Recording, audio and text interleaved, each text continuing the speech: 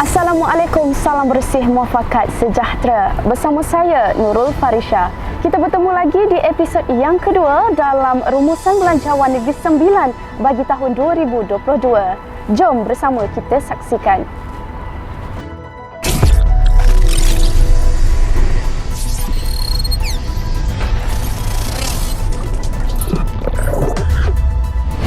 Soalan pertama daripada YB Adun Gemeceh iaitu YB Datuk Muhammad Isam bin Haji Muhammad Isa. Soalannya mengenai perbelanjaan belia MPKK iaitu nyatakan program yang telah dilaksanakan dan jumlah perbelanjaan dalam bajet 2021 geran aktiviti belia dan belia wanis melalui Majlis Pengurusan Komuniti Kampung MPKK. Kerajaan negeri di bawah Esko Pembangunan Belia dan Sukan, kita mengambil pendekatan untuk membantu NGO belia ini melalui pendekatan dengan izin dipanggil program base, di mana kita akan membantu NGO belia ini melaksanakan program berdasarkan kertas kerja yang akan dikemukakan kepada Tabah, Pusat Pembangunan Belia Harapan Negeri Sembilan. Kita telah membantu banyak NGO belia di seluruh Negeri Sembilan untuk melaksanakan program sesuai dengan pendekatan ataupun arahan PKP ini, di mana kita perlu mengurangkan program-program yang secara bersemuka, di mana banyak program-program yang tidak dapat kita laksanakan secara bersemuka. Jadi kita mengadakan program-program secara atas talian. Di antaranya kita mengadakan program bimbingan kepada pelajar-pelajar lepasan SPM dalam menentukan aliran yang mereka hendak pilih untuk belajar, menyambung pelajaran, dan juga kerjaya-kerjaya yang mereka ingin pilih selepas mereka tamat pengajian. Kita juga mengadakan program-program atas talian dalam bentuk sukan e-sport yang boleh dijalankan secara atas talian. Begitu juga kita telah mula sejak kita masuk ke fasa 4 ini, kita telah mula menjalankan program-program yang dibenarkan dalam fasa 4 ini. Antaranya seperti yang disebut oleh Yang Berhormat Labu tadi, kita mengadakan kejohanan bola sepak, Piala Yang Amat Berhormat Menteri Besar, dan juga kejohanan bola jaring, Piala Yang Amat Berbahagia Datin Seri Wan Hasni, yang telah sampai ke peringkat Parlimen dan mendapat sambutan hampir kalau bola sepak itu menyebabkan penyertaan hampir 5,000 pemain daripada peringkat akar umbi di kampung-kampung sehinggalah peringkat DUN dan Parlimen. Begitu juga bola jaring, kita telah berjaya menarik penyertaan hampir 2,000 anak-anak belia wanis yang ingin menyertai kejohanan bola jaring yang sudah hampir 3 atau 4 tahun tidak dilaksanakan oleh kerajaan. Dan sekarang ni Kerajaan Persekutuan telah bersetuju untuk melaksanakan umur belia itu dikurangkanlah sehingga 30 tahun, tetapi secara berfasa. Sekarang ni fasa ni kita kurangkan kepada 35 tahun dahulu, kemudian seterusnya kepada 30 tahun. Bagi kerajaan negeri, kita mengambil pendekatan bahawa kita bersetuju untuk melaksanakan arahan ini secara berfasa, di mana kita sedia maklum bahawa pemimpin-pemimpin belia yang ada pada hari ini kebanyakannya telah mencapai umur 40 tahun, dan mereka memerlukan masa untuk melatih pelapis-pelapis yang akan meneruskan kepimpinan di peringkat Majlis Belia Negeri dan Daerah, begitu juga pelapis di peringkat NGO belia. Sebab itulah bagi saya kita kena mengambil pendekatan dan mendidik pemimpin-pemimpin belia itu. Iaitu antara salah satu ciri kepimpinan yang baik adalah mereka mesti bersedia untuk memberikan ataupun melahirkan kepimpinan baru. Di antara ciri pemimpin yang baik ialah mereka melahirkan kepimpinan yang baru yang mengambil alih kepimpinan yang sedia ada.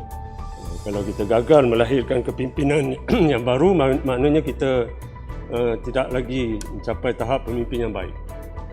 Sebab itulah kerajaan negeri kita bersedia untuk melaksanakan perkara ini, dan alhamdulillah dalam bajet 2022 ini pun kita telah meningkatkan peruntukan yang diberikan daripada RM500,000 kepada RM2 juta termasuk untuk tabah dan juga untuk bilik sejahtera. Jadi insya-Allah saya akan memanfaatkan RM2 juta ini untuk program-program belia, dan saya merayu dan memohon kepada Yang Berhormat supaya memohon kepada Tabah dan Bilik Sejahtera untuk mengadakan program-program kepimpinan dan juga program-program yang diperlukan oleh belia melalui kertas kerja yang perlu dihantar, dan kalau ada masalah dari segi penyediaan kertas kerja, Pusat Pembangunan Belia Harapan sedia untuk membantu. Kita ada pejabat Pusat Belia Harapan dan kita juga ada online, ada laman web yang boleh berhubung dengan mereka untuk mendapatkan iman nasihat dari segi penyediaan kertas kerja. Katakan kalau mereka tak tahu macam mana nak buat kertas kerja, kita ada banyak lampiran atau contoh-contoh kertas kerja yang boleh digunakan mengikut program yang mereka ingin laksanakan. Soalan seterusnya daripada YB Adun Senaling, YB Datuk Haji Adnan bin Abu Hassan. Soalannya mengenai paras garis kemiskinan PGK, iaitu Kerajaan Persekutuan telah memperkenalkan paras garis kemiskinan PGK yang baru lebih tinggi berbanding sebelumnya. Apakah impak peningkatan PGK ini kepada rakyat Negeri Sembilan, terutama kepada penerima-penerima bantuan di bawah Jabatan Kebajikan Masyarakat JKM? Yang bertanyakan tentang paras garis kemiskinan atau PGK. Kerajaan Persekutuan melalui JKM masih mengguna pakai PGK semasa, iaitu RM960 bagi Semenanjung Malaysia. PGK yang ditetapkan pada 2016. Ini berasaskan dengan kepada ketetapan Mesyuarat Jabatan Kuasa Dasar JKM bilangan 2/2015 yang diadakan pada 26 Oktober 2015. Yang bersetuju menggunakan PGK tersebut iaitu 960. EPU iaitu Unit Perancang Ekonomi Jabatan Perdana Menteri sebagai asas bahawa kriteria kelayakan am diguna pakai dalam semua. Dia menetapkan juga bahawa PGK semasa adalah RM960 seperti mana yang dinyatakan dalam Surat Perkeliling PKM bilangan 5 tahun 2019. Namun begitu, melalui Belanjawan 2019 seperti mana yang diumumkan oleh Yang Berhormat Menteri Kewangan, bantuan kewangan kebajikan akan mengguna pakai paras garis kemiskinan makanan iaitu RM1,169 yang akan berkuat kuasa mulai Januari 2022. Dari segi impak peningkatan PGK ini, sekarang sehingga Oktober 2021, JKM ada jumlah penerima bantuan seramai 26,674 penerima bantuan, di mana kita mengeluarkan bayaran sebanyak RM130,319,790.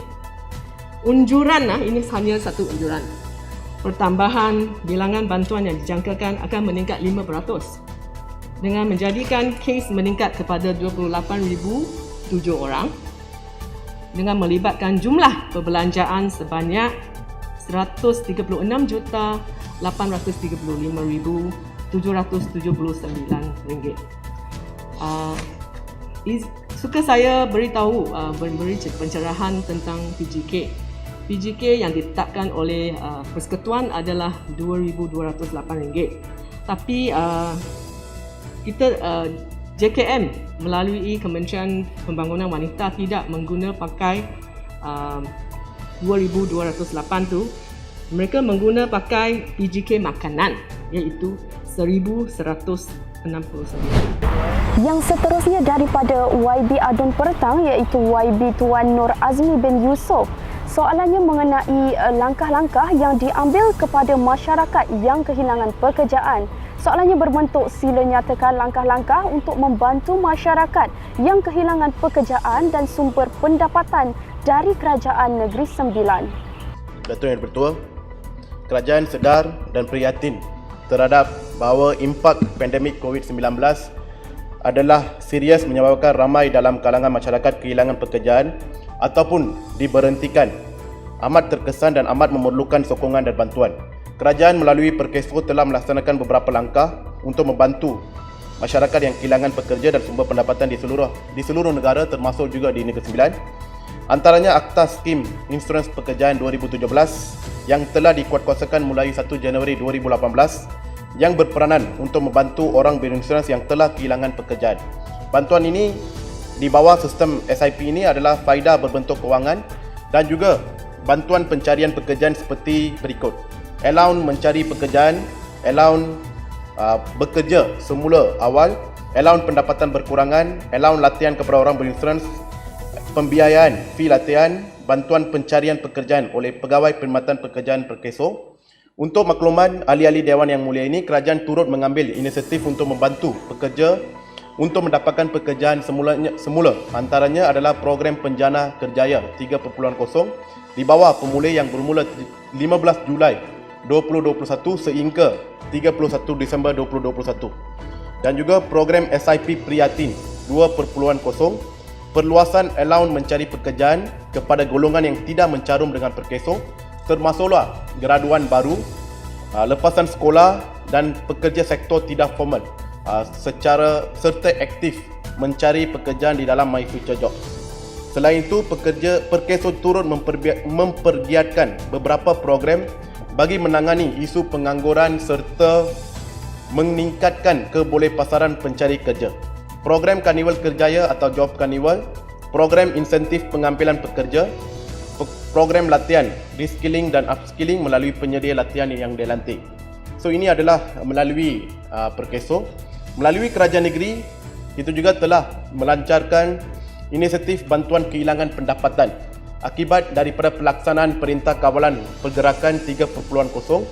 Bantuan ini boleh dimohon secara talian melalui aplikasi N9 Digital ataupun melalui laman web www.n9digital bermula pada 1 Julai 2021. Dan Kerajaan Negeri telah memperuntukkan sebanyak 3 juta bagi tujuan ini dan mensasarkan sejumlah 10,000 penerima. Bantuan ini dibuka untuk permohonan sehingga 31 Disember 2021. Selain daripada bantuan kewangan setiap tahun bermula pada tahun 2019, Kerajaan Negeri Sembilan telah pun memperuntukkan sejumlah wang untuk melaksanakan job fair di peringkat negeri dan juga di beberapa daerah.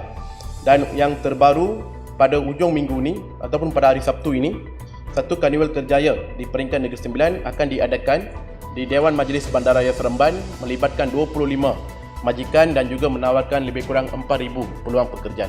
So ini adalah antara usaha yang diambil untuk di peringkat kerajaan negeri dan juga melalui Perkeso. Terima kasih.